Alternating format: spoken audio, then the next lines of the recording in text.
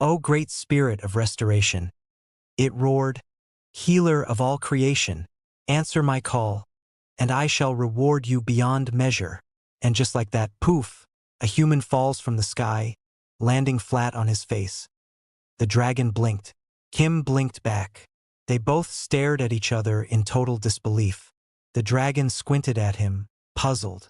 Wait, you're the spirit of healing? Legend said she was breathtaking, divine, radiant. This was just some scrawny, sleep-deprived man in wrinkled clothes. Maybe, the dragon thought, humans just had different standards of beauty. Meanwhile, Kim lay there with a blanket half tangled around him, trying to figure out whether he died in his sleep or gone insane. Name: Kim Ojin. Age: 32. Occupation: vet. History: 2 years of pre-vet, 4 years of vet school, 3 years of low-paying grind treating pets whose owners acted like they knew better. He finally quit to open his own clinic and immediately tanked. Bills piled up, clients didn't come, and his dreams sank like a stone. Maybe, he thought, this is what a heart attack feels like. When he finally looked up and saw a dragon the size of a truck staring down at him, he was sure of it. This was hell. But then the dragon spoke. Calmly. Spirit, please heal my pet. Kim's eye twitched. Even in the afterlife, he still had to work. He braced himself, expecting some kind of mini-dragon or fire-breathing nightmare. Instead, the dragon gently presented a fruit bat, a tiny, frail one, limp in its claws. For a moment, Kim just stared. Then his instincts kicked in. He sat up, professional mode activated, and began asking questions like a detective interrogating a suspect. Diet? Routine? How long has it been like this? The dragon, clearly out of its depth, stumbled through its answers. It admitted it had only been caring for Celtis for about a week. Apparently, pet bats were trendy among dragons right now. Kim's jaw clenched. A trend pet owner. Great. He kept asking questions until he hit the worst answer of all. What have you been feeding it? The dragon, puffing its chest with pride, said, Blood, of course. Finest blood from various beasts. But for some reason, it refuses to drink. Kim facepalmed. Hard. That's because, he shouted, it's a fruit bat. It drinks juice, not blood. The dragon's eyes widened. But all my friends feed theirs blood. Your friends are idiots. Kim snapped. You can't just... He stopped, sighed, and rubbed his temples. Forget it. Just get it some fruit. Real fruit. Bananas, melons, whatever you've got. The mighty dragon froze, then lowered its head, genuinely ashamed. It's my first time raising one, it admitted quietly. Kim exhaled, a little of his irritation fading. Figures. He lectured the dragon patiently, explaining the basics of bat care like a weary teacher talking to an overgrown child. For once, the dragon listened without arguing. The dragon gently picked up Celtis, promising to care for him properly. For the first time, Kim saw something like humility in the creature's glowing eyes. Spirit, the dragon said at last, you have my gratitude. You may ask for any reward you desire. Kim didn't even hesitate. In my next life, make me the richest man alive. Like, disgustingly rich. The dragon tilted its head, confused but polite.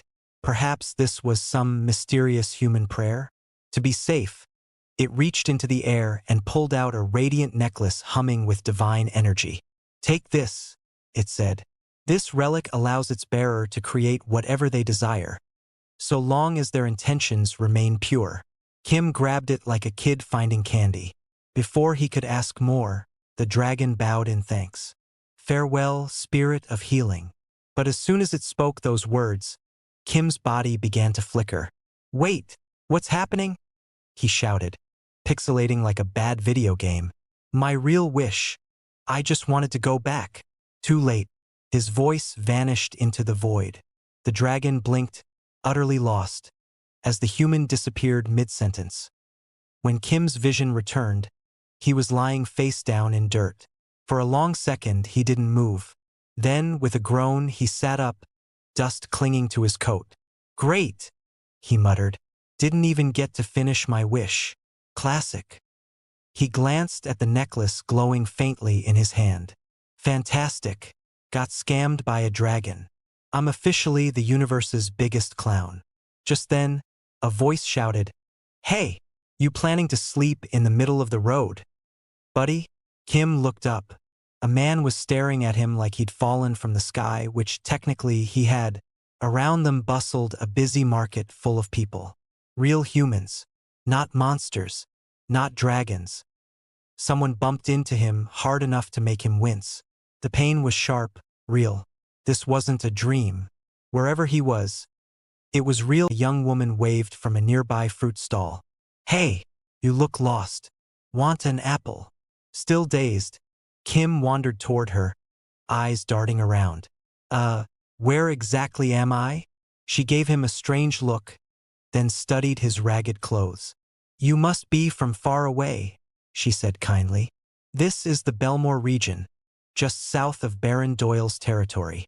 Kim scratched his head. "Right way beyond far," he muttered. But before he could ask more, the ground began to rumble. The air filled with shouts as carts toppled and fruit flew into the air. The peaceful market erupted into chaos. Kim blinked in disbelief as his brain tried to process what he was seeing. A gigantic rabbit lounging in the middle of the street, munching on carrots like it owned the place. Within seconds, the marketplace turned into chaos. Vendors abandoned their stalls, baskets flew, and people scattered like someone had announced the apocalypse. Still new to this world, Kim froze and asked the girl beside him if monsters just wandered around here like stray dogs. She shot him a wide-eyed look and quickly corrected him, shouting that it wasn't a monster at all. It was Lord Belmore's pet. Before he could say another word, she yelled for him to get lost while he still had legs to run on and took off. Kim just stood there, completely lost, yelling after her, "That's a pet rabbit?" But as he turned back, his confusion turned to horror.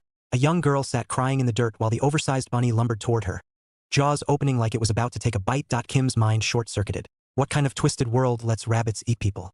Acting purely on instinct, he sprinted forward, scooping the girl up in the nick of time. They both went rolling across the ground, dust flying everywhere. For a moment, he felt like some discount superhero. He'd actually saved someone. That brief victory shattered as soon as he looked up. The enormous rabbit was now charging straight at them, eyes locked like it had just spotted dessert. Panic flooded him. In trying to help, he'd basically put himself on the menu. He squeezed his eyes shut and cursed the scammy dragon that dumped him here. Seriously, he thought, if people are going to bring monster-sized pets into public, the least they could do is leash them like civilized humans. And as if the universe heard him, snap, a glowing leash suddenly appeared around the rabbit's neck, the other end materializing in Kim's hand. He froze, staring at it like he'd just glitched reality. Around the market, everyone peeked from hiding spots, jaws dropping. Murmurs rippled through the crowd. Was this random stranger some legendary wizard who just subdued Lord Belmore's rampaging pet with a single move? Kim, meanwhile, was trying to figure out if this was a dream or divine prank. Before he could think further, a man in a ridiculously expensive coat stormed onto the scene, yelling his lungs out. It was none other than Lord Belmore himself, red-faced and furious. He barked orders at his servants, demanding to know how 3 grown adults failed to keep a single rabbit from escaping. The workers stared at the ground, probably rethinking their career choices. Then Belmore spotted it, the glowing leash. His gaze followed it from Elizabeth's neck to Kim's hand, and his whole face twisted. Steam might as well have been coming out of his ears. He stomped over, demanding to know what on earth Kim thought he was doing to his precious Elizabeth. Kim, trying to stay calm, explained that the rabbit had nearly turned a child into lunch, and he didn't exactly have time to ask permission before stepping in. But Belmore wasn't having it. He puffed up his chest, huffing that his sweet Elizabeth would never do something so dangerous. That hit Kim's last nerve. His eye twitched as he realized he was talking to the worst kind of pet owner, the ones convinced their fur baby is incapable of wrongdoing. His tone sharpened as he shot back, asking if Belmore even had a clue how powerful a rabbit's bite could be. Belmore recoiled, startled by the outburst. "Why are you shouting like I insulted your ancestors?" he muttered. The crowd was loving it. Whispered gossip spread like wildfire. Finally, someone was putting Lord Belmore in his place. Kim, now fully in rant mode, pointed at the rabbit's droopy ears and declared that Elizabeth wasn't even the energetic type. She was a lop-eared breed, soft, calm, and about as active as a couch potato. He added that even for rabbits who like to walk, none in their right mind would stroll into a crowded, noisy marketplace. People nodded, murmuring agreement, while Belmore looked like he'd just been roasted in public. Kim then casually asked if Elizabeth had been acting off lately. Maybe pulling her fur or showing stress. That made Belmore freeze like his brain just got unplugged. In a quieter voice, he admitted that yes, Elizabeth had been plucking her own fur out recently. Kim nodded knowingly, crossing his arms. "That's a textbook sign of stress," he said, sounding like a disappointed vet. "Keep this up, and she could get seriously sick. Or worse, her life might get cut short. Belmore's face went pale, like someone told him his favorite dessert was outlawed. He asked if she could really die from it. Kim shrugged, expression firm. If you don't want a ghost rabbit haunting your mansion, stop taking her on circus parades. Belmore stammered, trying to defend himself. But how's she supposed to stay in shape? Kim didn't even blink. She can exercise at home. Easy. Scratching his head, he softened his tone a bit, adding, look, I get it. You probably love Elizabeth more than your own tax papers. But rabbits are fragile. One wrong move and they mentally collapse. Love's great, but it doesn't replace care. They need patience, not parades. Belmore stood there, speechless, while Kim's words sank in. Slowly, he nodded, humbled and quiet for once. Lord Belmore leans back, admitting that Kim talks with an unusual blend of attitude and insight. He can genuinely sense how much Kim knows and cares about rabbits. Feeling a little self-conscious, Kim waves it off. But Belmore keeps chatting as if they've been lifelong bunny companions. He confides that people often mock him for keeping rabbits, calling it some delicate lady pastime, and meeting someone who actually respects the creatures touches him in ways he didn't expect. Then he casually asks if Kim works with animals professionally. Kim scratches the back of his head and shrugs. Sort of, I guess you could call me a part-time rabbit whisperer. Belmore claps his hands with excitement, immediately instructing his servant to gather his belongings. The servant returns, moving like he's carrying treasure, and hands over a hefty pouch of coins, politely asking Kim to accept it as payment for checking on Elizabeth now and then. With that, Belmore strolls off, cradling the oversized fluffball, murmuring apologies and promising a plush nap with top-tier carrots once they return home. Kim stands frozen, staring at the pouch as if someone pulled the plug on his brain. Only then does he realize just how wildly strange this place is. Almost instantly, a crowd forms around him, like he's some legendary hero out of a bedtime story. People clap him on the back, cheer, and thank him for finally taming the bunny chaos. They praise his courage and hail him for calling out Lord Belmore's utterly negligent pet ownership. Even the fruit vendor waddles up, grinning ear to ear, relieved she can finally sell apples without fearing airborne projectiles. She offers Kim a discount on her fruit, but he scratches the back of his neck and admits he's broke, having just arrived. She laughs, pointing at the fat pouch in his hand. Ro, that's Lord Belmore's treasure right there. Kim opens it and nearly faints. It's packed with gleaming gold coins. He bites into one like a scene straight out of a pirate movie. The vendor laughs, confirming they're genuine. No chocolate centers hidden inside. Excitement surges through him. His mind races. If he could somehow take this gold home, he'd be rolling in cash, clinic upgrades, world domination, a full-on bunny merchandise empire, the works. His eyes sparkle like disco balls, muttering that this gig might just surpass Bitcoin. A grin spreads across Kim's face. He decides he's opening a second veterinary clinic here, wiping out all his past debts like a true boss. Moments later, Kim is seated in a room that's part fancy, part stiffly official. A crowd of nervous attendees stares at him as if they accidentally walked into a surprise pop quiz. Leaning forward, Kim announces that he's here to select someone for a critical role, a position that might as well be life or death, at least for job applicants. He's interviewing staff for his shiny new animal clinic. Earlier, Lord Belmore had taken Kim aside, asking if he planned to stay for good. Without missing a beat, Belmore handed him a welcome package. House, gold, maybe even a plot of land. Thanks to this generous starter kit, the second branch of Kim's Critter Care Clinic launches, smoother than butter on warm toast as he arranges the clinic. A warm feeling spreads through Kim. A few good connections can genuinely change everything. For a quiet moment, he whispers in his head, I love you, perhaps to Belmore, or maybe to the gold coins. Once Belmore hears about Kim's plan to settle down, he goes full VIP, personally outfitting a store with every rabbit care item imaginable. Kim raises a skeptical eyebrow at the absurd array of grooming tools, brushes, clippers, and even what looks like a mini bunny spa. But everything is free, so he shrugs, no complaints here. While dusting shelves and pretending to be productive, Kim's mind drifts. The clinic is operational, money is flowing in, yet the world still feels like a puzzle, especially the dragon situation. He wonders if finding that enormous lizard could hold the key to returning home. With that thought in mind, he decides he needs someone on the inside who can teach him about this world. So, Kim posts a job listing with a laundry list of must-haves to join Team Bunny. Before long, the interviews for the Kim Kong analysis begin. Sitting there like a bargain bin CEO, Kim tells the candidates to introduce themselves one by one. First up is Thomas, second-born of some high-profile family. He talks himself up as polite, strong, and well-trained. To Kim, though, the guy's about as thrilling as a plain rice cake. He scribbles on the sheet, too basic, personality, drywall with a side of nothing. Thomas walks out with a solid minus 50 points. Next in line is Philip, who proudly declares that his family has served the Thomases for generations. He starts talking about his childhood experience with animals and, oddly, his knife skills. Kim blinks twice, What kind of interview is this, pet care or the prequel to a murder mystery? He writes, potential serial killer. Maybe call the cops. Then comes the third applicant.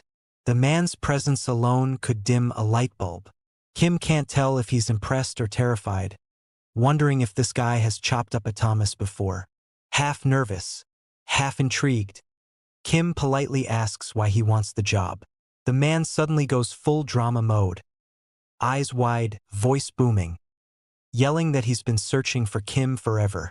He begs to join, sounding like a desperate anime villain.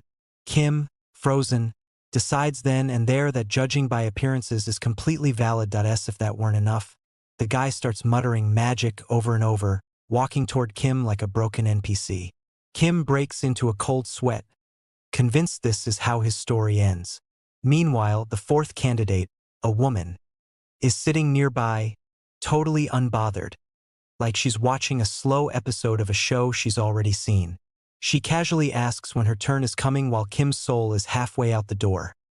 She sighs, stands up, and before Kim can react, smacks the lunatic across the face so hard he's instantly introduced to dreamland.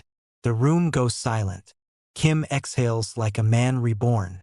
The woman introduces herself as Selena, a traveling animal specialist with first aid and, apparently, self-defense training.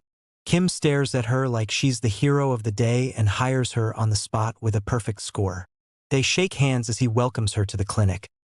The next day, Kim basks in sunlight at his new clinic, feeling like a man who survived a cartoon-level brawl and somehow found the best employee ever, though she's already late. He sighs, wondering if he rushed that hiring decision, and considers putting up another job post. Just then, there's a knock. Thinking Selena's finally shown up, Kim opens the door with a big grin and asks if she's eaten. Instead, there's a young guy with messy hair, smiling like he just woke up. He laughs and says he hasn't eaten yet but might grab something soon. Kim blinks, totally confused. Trying to stay professional, he invites the stranger in, offers a drink, and gets tea ready. Excitement flickers. Could this be his first customer? Maybe this is finally the start of getting out of debt mountain. Determined to redeem his clinic's reputation, Kim reminds himself not to lose his temper like before. The old days when he snapped at customers for ignoring basic advice like brushing their pet's teeth, earning a graveyard of one-star reviews. This time, he vows to stay calm. He asks the visitor what pet he brought. The young man proudly pulls out a tiny red creature named Peepoj, his adorable little lizard. Kim inspects it and relaxes. It's just a normal lizard, not a demonic rabbit.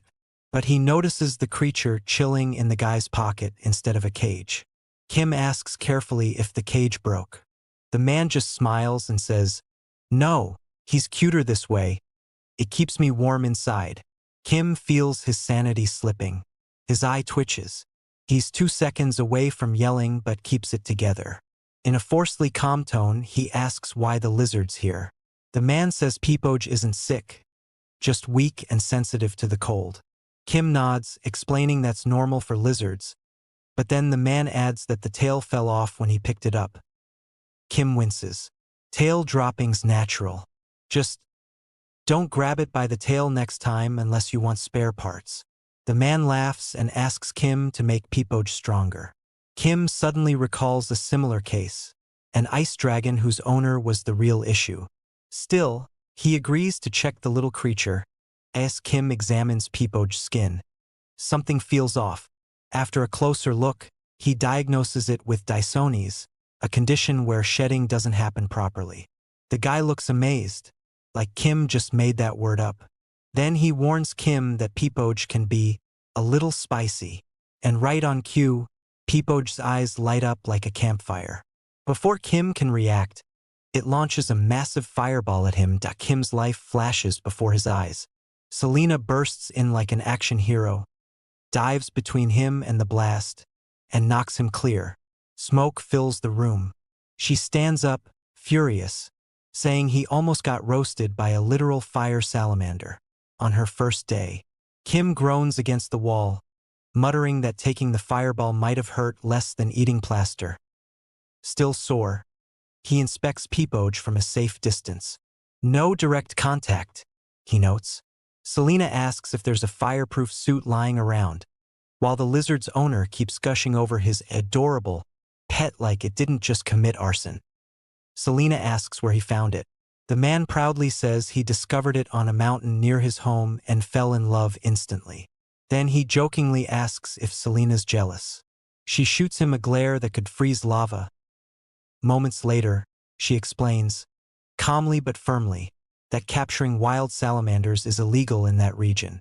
The guy freezes, horrified, and pleads to keep Peepoj. Selena shakes her head but softens slightly, suggesting they report it as a medical case and release it later. The guy refuses, clutching the salamander like it's his soulmate in full drama king mode. He bolts out the door shouting that he and Peepoj just want to live in peace. Kim stands there speechless while Selena shrugs, saying maybe he just went home. Kim snaps. Home? He just ran off with a portable flamethrower. Selena's eyes widen as she realizes he's right, then races after him. Kim's left wondering if his first clinic job will end with a success story or a smoldering crater. Meanwhile, around town, things finally seem peaceful again, especially without the Baron's oversized rabbit hopping around like it owns the place. The fruit vendor beams and says, "Life's definitely calmer now. As long as that oversized fluffball is off, goofing around with the Baron instead of smashing shops like a furry wrecking ball." But just as things feel like they might settle, chaos storms back in. A young man comes barreling down the street like a hero from an action flick, Bojack clutched tightly in his arms, with Selena and Kim in full pursuit. The guy's eyes are wide with terror, holding the little salamander like it's a priceless artifact. While the pair chasing him pushes themselves to the limit, Kim, running on sheer willpower and pure exhaustion, pants heavily and shouts for him to stop. The fruit vendor watches the insane chase, eyes wide, muttering under her breath that whatever this circus is, she wants zero involvement. The young man, completely frazzled, tears streaming down his cheeks, races forward, convinced the world is out to tear him apart from Bojack. Through sobs, he swears he'll never let anyone separate them. Not even these two bizarre strangers chasing him like he just stole candy from a dragon. Kim, both furious and physically spent, yells at the top of his lungs, trying to explain that Bojack isn't just hot. He's dangerously close to blowing up like a spicy meatball. Eventually, Kim staggers to a halt, slumping against a wall like a knocked-out video game character, sucking in air as if it's the last gulp on Earth. Selena joins him, barely winded herself, tossing a sarcastic comment that maybe he should hit the gym before attempting another marathon sprint. But her tone quickly sharpens. She asks Kim if he's certain Bojack hasn't shed his skin yet. Kim, gasping for breath and half dead from the chase, confirms, "Yeah, poor salamander's skin is layered up like a terrible lasagna. It needs to come off immediately." Selena stiffens, her face serious. She explains that if a salamander can't shed properly, internal heat builds like a shaken soda can. Once that fiery pressure maxes out, the little creature doesn't just get cranky. It explodes like a summer festival firework. Meanwhile, the young man keeps sprinting down the street, clutching Bojack like a treasured burrito, panic and terror painted across his face. Selena continues, emphasizing the stakes. If Bojack goes off, it won't be a cute puff of smoke. It will be a full-on inferno display. Kim nods, realizing just how badly this is spiraling. Shaken, he mutters that if Bojack detonates, it won't just ruin the poor owner. It could turn the entire neighborhood into burnt toast. His expression screams pure, "We are doomed" energy as he adds, "They need to find that salamander before this becomes a headline disaster." The young man finally reaches his house and slams the door shut, locking it tight as if safeguarding the crown jewels. Feeling a fraction safer, he grins at Bojack and swears, once again on his mismatched socks, that no one will ever separate them. Overflowing with emotion, he decides this moment is song-worthy and scrambles to find paper to pen some legendary lyrics. While he hums a cheesy love ballad, Bojack begins acting stranger than a squirrel on espresso. His body glows ominously like a broken microwave. But the young man, too caught up in his musical masterpiece, doesn't notice a thing. He belts out his lines about eternal love like he's auditioning for a dramatic talent show. Suddenly, Jack's eyes flare with intense heat, enough to roast marshmallows across the room, and the young man, oblivious and cheerful, asks how his little buddy wants dinner. But before any response can come, the internal pressure in Jack erupts. A fiery, explosive meatball of doom shoots straight toward him. He's flung across the room like a rag doll tossed by a cat with too much energy, landing in a heap and groaning like he just walked through a blender. When he finally opens his eyes, the room looks like it's auditioning for a volcano scene. Wide-eyed and panicked, he locks onto Jack and shouts, "What in the sizzling cosmos just happened?" Tentatively, he creeps toward the flaming salamander, voice shaking, maybe we could not die today?" But Jack isn't listening. He fires up again, hurling another fiery projectile straight at him. The young man's jaw drops, eyes like saucers, refusing to believe his little buddy would ever harm him. "We're practically siblings," he pleads. That moment, Kim crashes in like a blockbuster hero, swooping up Jack with bare hands and wrestling him like he's grappling a flaming spaghetti monster. Jack thrashes wildly, heating up hotter than a street vendor's grill at lunch rush. Kim, drenched in sweat, calls out to Selena, "If this fire tantrum keeps going, the salamander's officially gone berserk." Selena nods grimly. "Yep, full pyro mode. If we don't cool him down, we're toast." Literally. Gripping the blazing little beast, Kim looks as bewildered as a cat in a dog show.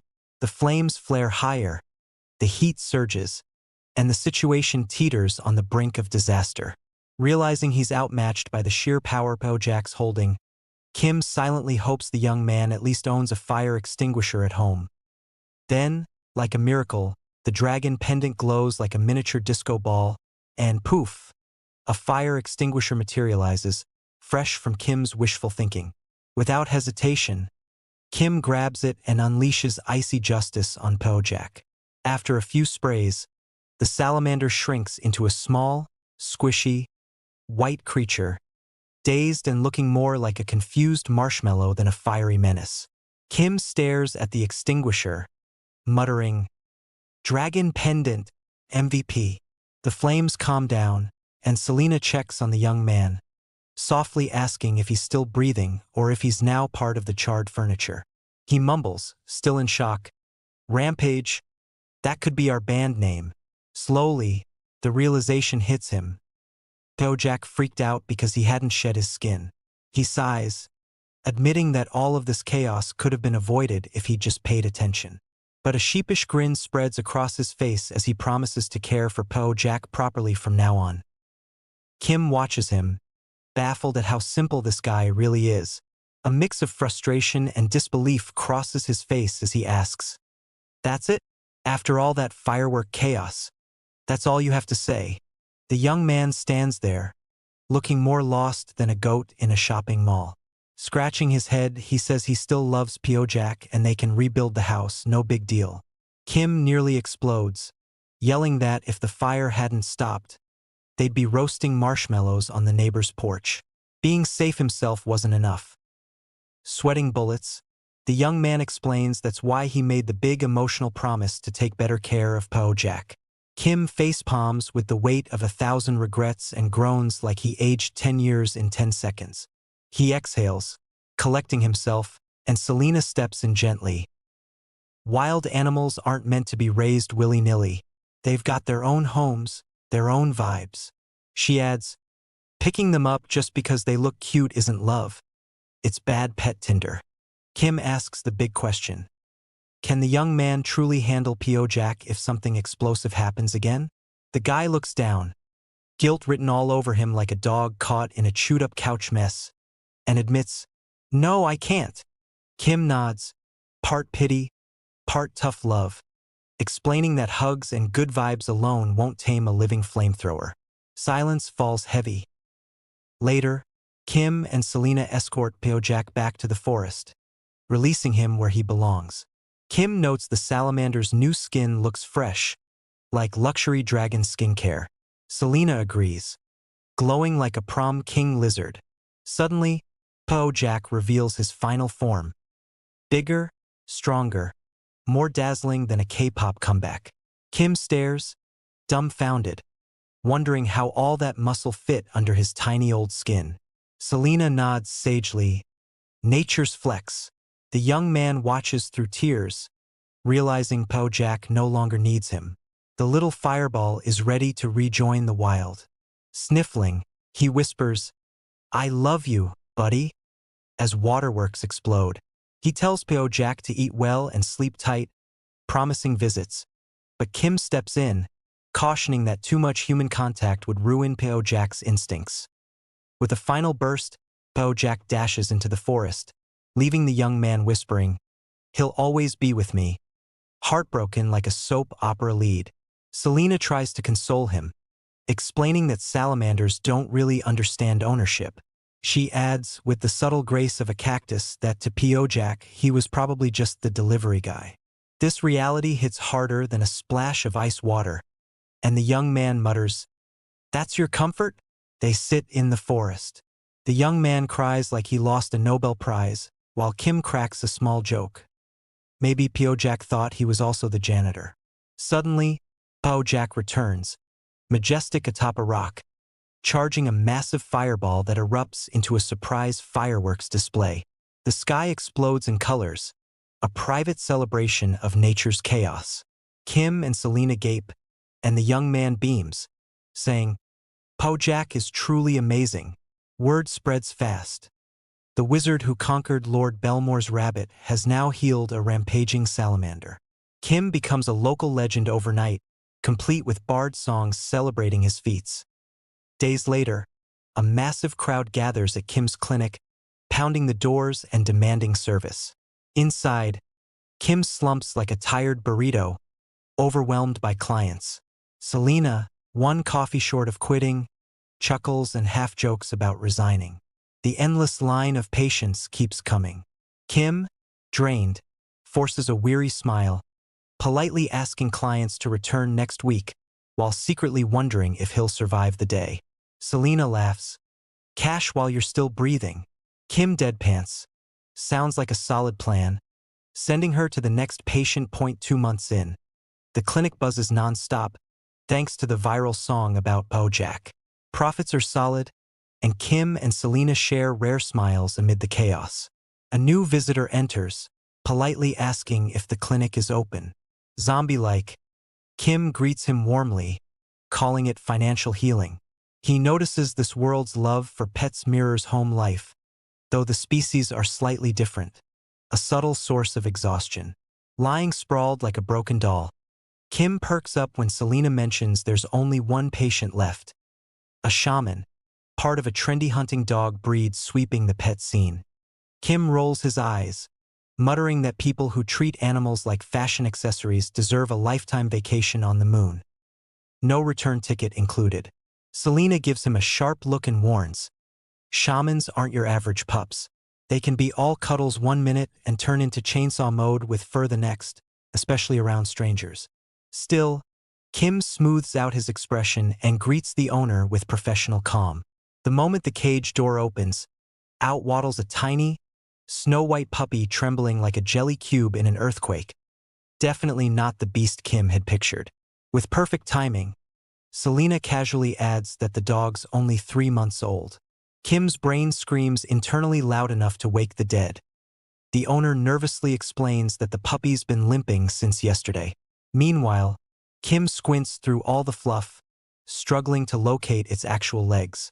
Holding back a sigh, he begins his checkup, mumbling that a pup this tiny should have the joints of a spring chicken. It doesn't take long for him to spot the culprit. A small thorn buried deep in the paw.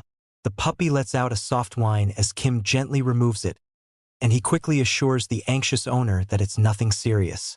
Once the paw's cleaned and bandaged, the little puffball immediately starts bouncing around like it's training for the Puppy Olympics.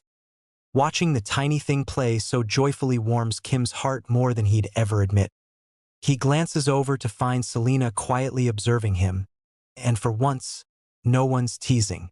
The relieved owner heads out, and Kim leans back in his chair, letting out a long, satisfied sigh, declaring that the day's finally over. Selena, smirking, comments that he looks suspiciously cheerful.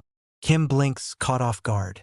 She grins and teases that he's either glowing because the puppy was too cute or because he's finally off the clock. Feeling mildly attacked, Kim grumbles, asking why she's suddenly moonlighting as his therapist.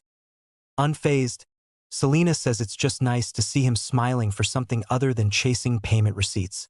Kim gives her an exaggerated eye roll and groans that she's at it again. Trying to stay calm, he says he's simply relieved none of the animals today were seriously hurt. He admits inwardly that the real gut punch of his job is treating animals in pain. The more he cared, the more it hurt, like taking an emotional uppercut daily. His thoughts drift to an old memory. A woman once dumped her sick pet on him and jetted off for vacation without a care. Just recalling it makes his jaw tighten.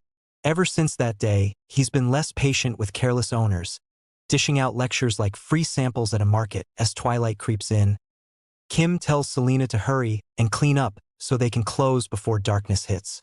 But fate has other plans. Out of nowhere, a wild commotion rattles the window. Some man slams his hands against the glass, yelling like he's auditioning for a ghost movie. Startled, Kim deadpants. "You know any ghost banishing spells?" Selena, without missing a beat, replies, "Maybe a good punch works faster." Before either can react, the guy crashes through the window. Screaming for help, he lunges forward, grabs Kim by the collar, and drags him outside like a sack of laundry. Selena just stands there blinking, completely stunned. Kim hits the ground gasping for air, while the man, realizing he's acting like a lunatic, apologizes between wheezes. Then, with no shame, the man comments that Kim's stamina is tragic, like he couldn't outcrawl a snail. Kim, now visibly irritated, snaps for him to shut it. When Kim demands to know who this maniac is, the stranger finally remembers manners and introduces himself as Schwein, a civil servant managing the local district. With the dramatic flair of a soap opera extra, Schwein drops to his knees, begging for help. He says he heard about the time Kim tamed the Lord's giant rabbit. Kim just stares, looking like someone told him gravity stopped working. Schwein, voice cracking, begs him to capture a wild dog, leaving Kim wondering what bizarre dream he just stepped into. Selena, staying loyal as ever, reminds Schwein that they're vets, not discount animal control. Kim adds dryly that his job ends at healing animals, not chasing them through the woods. But Schwein, now practically a puddle of desperation, insists Kim's their last hope. Scratching his head, Kim mutters that he doesn't remember signing up for any hero package. But Schwein pleads again, his words tumbling out fast. There's no time left. Selena narrows her eyes, asking what exactly he means by that. Between gasps, Schwein explains. 2 months ago, a stray dog took over a patch of mountain land like some furry warlord. Unfortunately, that land's right in the middle of a planned construction route. No matter what tricks they tried, the dog keeps evading capture. It's faster than a rumor in a small town. Feeling a bad premonition, Kim asks what happens if they fail to catch it. Schwein grimly reveals the plan. Official forces will be sent in soon, and they won't show mercy. If the dog resists, it's over. Kim feels the words hit like a sucker punch.